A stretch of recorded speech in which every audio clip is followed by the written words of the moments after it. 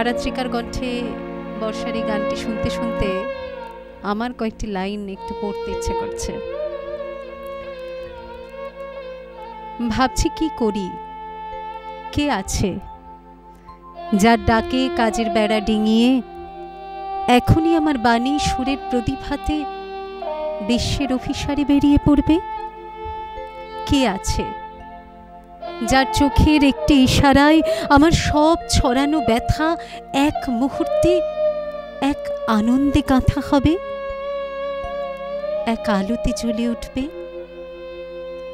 আমার কাছে ঠিক সত্যি লাগিয়ে চাইতে পারে যে আমি তাকেই কেবল দিতে পারি।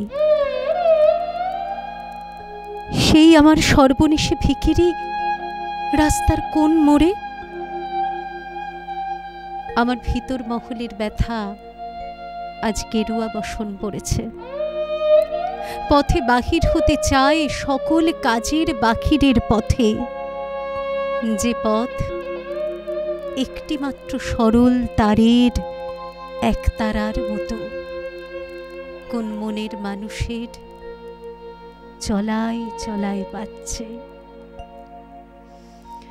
আসলে জীবনটা তাই, প্রতি মুহূর্তে আমাদের এই খোঁজাটা চলতে থাকে। সারা জীবন ধরে আমরা খোঁজার চেষ্টা করি, পেয়ে গেলেই তো হয়ে গেল। আসলে বোধহয় ওই যে খোঁজা, ওই যে অপূর্ণতা, এগুলোই আমাদের জীবনের প্রকাশ। তো আমরা যারা শিল্প নিয়ে বাঁচি, শিল্প চর্চা করি, আমাদের জীবনের প্রকাশ তো শিল্পের মধ্যে দিয়েই। এই অপ্রাপ্তিগুলো, এই খুঁজতে থাকাগুলো শিল্পের প্রকাশকে আরো সার্থক করে তোলে, আরো সার্থক রূপ দেয়। আরাত্রিকা, কি শুনবো এবার?